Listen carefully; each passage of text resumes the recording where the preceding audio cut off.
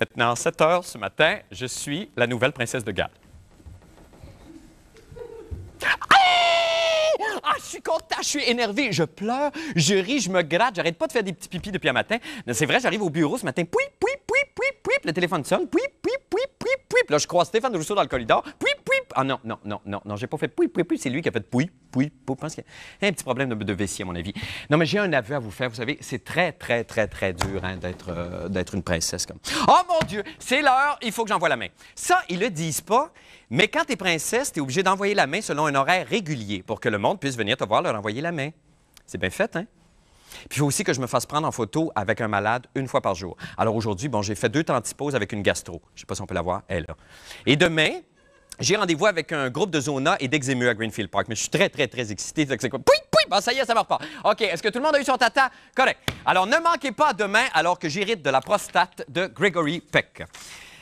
Maintenant, pour les nouvelles de la fin du monde. Eh bien, la province entière chuchotait son nom depuis des jours sans pour autant avoir le droit de le mentionner publiquement. Mais moi, partout où j'allais, ce murmure m'enveloppait. Gilbert Rozon, Gilbert Rozon, Gilbert Rozon, Gilbert Rozon, Gilbert Rozon. À la caisse, au mail Champlain, à mon cours de crochet, partout on entendait Gilbert Rozon, Gilbert Rozon, Gilbert Rozon, Gilbert Rozon, Gilbert Rozon. Incapable de supporter une telle rumeur, je me suis bouché les oreilles car je ne pouvais pas croire qu'un homme de cette envergure ait pu commettre l'incommettable et perpétrer l'imperpétrable. Ah, mais non. Ce matin, au palais de justice de Saint-Hyacinthe, Gilbert Rozon, le père de tous les petits bonhommes verts, ou pour faire plus court, le pervers, a été formellement accusé d'agression et de voies de fait sur 2 employés du manoir Rouville-Campbell. Cette mise en accusation a donné lieu ce matin à un trépidant stampede de masse médiatique et Jean-René Dufort, la granule véhémente, a participé au Safari Rozon. On écoute. Pour les journalistes, c'était l'ouverture ce matin de la chasse aux rosons à la SQ de Saint-Hyacinthe. La première partie de chasse était simple.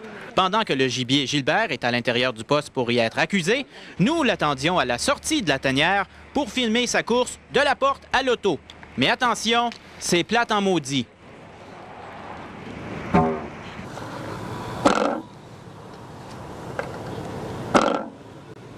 Après de longues demi-heures d'attente, voici ce que ça donne. Pas de sourire, pas de commentaires, envoyé au palais de justice. C'est la deuxième partie de chasse qui commence. Beaucoup plus excitante, il s'agit de déterminer quel média parcourra le plus rapidement la distance du poste de la SQ au palais de justice. Attention, il ne faut pas dépasser le gibier.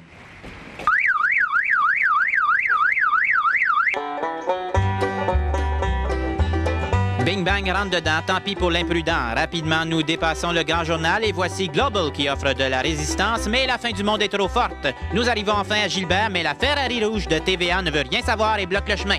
Écoutons son pilote.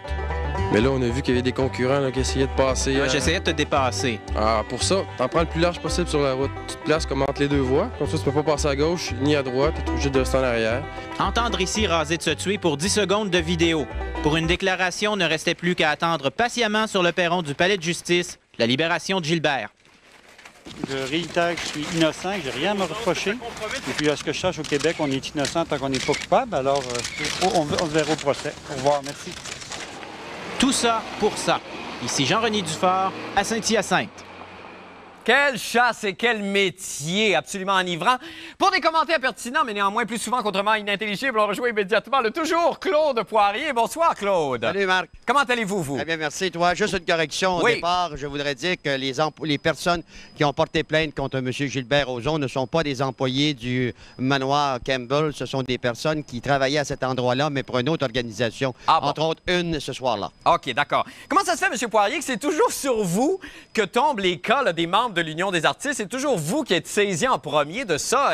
Est-ce que vous en voulez aux artistes, M. Poirier? Non, pas du tout. Ça arrive comme ça. C'est arrivé dans le passé dans certains cas. Je me souviens également de l'époque où des joueurs du Canadien avaient fait l'objet d'une enquête concernant des jeunes. Ça s'est passé à l'île des Sœurs. Et à cette époque-là, il y avait Carson, Hayward et au moins 2 des personnes avaient été identifiées. Mais dans ce cas ici, je voulais vous dire que c'est un des dossiers plus difficiles à travailler parce que j'avais pas beaucoup d'informations au départ. Et moi, je voudrais ce soir dire qu'il y a 2 personnes au Québec qui se sont tenues malgré certaines pressions et qui ont décidé également de porter des accusations. C'est des accusations très graves. Il y a des gens qui ont dit M. Roson a eu un traitement de faveur. Il n'a pas été arrêté lors de son arrivée à l'aéroport de Dorval hier soir. Il n'avait pas été arrêté hier soir parce qu'il n'y avait pas de mandat d'arrestation. Ouais. Ce matin, il s'est présenté à la Sûreté du Québec de Saint-Hyacinthe pour 2 choses. D'abord, passer aux empreintes, prendre sa photo. Il a été mis en accusation immédiatement. Il est sorti du palais menotté, comme ça se fait dans tous les cas. Ouais. Il a été conduit dans les cellules de la police du palais de justice de Saint-Hyacinthe. Et c'est 4 accusations, dont 2 accusations très graves, agression sexuelle et séquestration. Bon, et ça le mènerait où, ça, dans le pire des cas, par exemple? Ben là, d'abord, il semble que son procureur, Maître Poupard, a décidé de sauter l'étape de l'enquête préliminaire. Donc, on va fixer une date pour le procès. Ça va revenir au début du mois de mai. Il va y avoir une date pour procès et ça devrait se dérouler devant juge seul, apparemment. Okay. Maintenant, la sentence prévue, ben, le code criminel prévoit certaines sentences dans des cas au niveau agression, parce que c'est pas une agression grave, c'est pas une agression sexuelle grave, c'est une agression simple, agression sexuelle et voie de fait simple. Okay. Et ça peut être une sentence suspendue avec des travaux communautaires, mais toute la publicité qui entoure cette affaire-là, j'ai l'impression. Okay. Mais il faut le dire, là, jusqu'à la preuve du contraire, puis il l'a dit à sa sortie du palais de justice, il est innocent jusqu'à preuve du contraire. Bon, ben merci beaucoup pour ces précisions-là, M. Poirier. J'espère que vous vous porterez toujours bien, vous. Ben, je vais essayer, puis surveillez-vous, parce qu'on vous allait avec tout le monde. Ben oui, c'est ça, je me dis. Mon Dieu, merci beaucoup, Claude, du conseil. Salut. Ça va faire... Ça va faire une petite pause et on revient avec la fin du monde en bref. Restez là. La fin du monde est à 7 heures.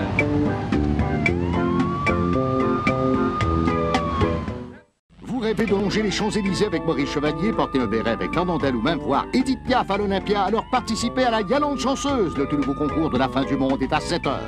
Du 2 au 22 mars, le fringant entertainer Marc Labrèche fera quand cela lui chantera sa célèbre imitation de Yalande, la petite grenouille à l'air patibulaire. Notez le jour et l'heure de 2 apparitions de Yalande et courez la chance de gagner un voyage d'une semaine pour 2 dans la ville de tous les péchés, Paris. Cherchez la Galante Chanceuse, c'est fou, c'est jeune, c'est excitant et c'est plein de sexe. Bonne chance.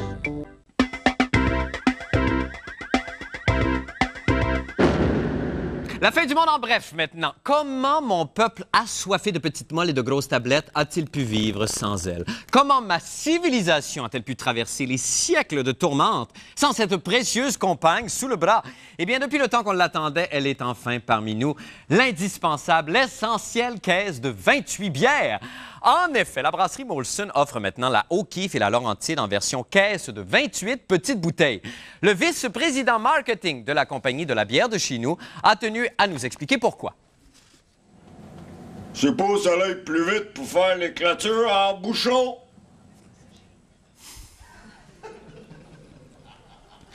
Alors, pour la traduction, le vice-président dit que ça va aller plus vite pour faire les petites clôtures avec les bouchons.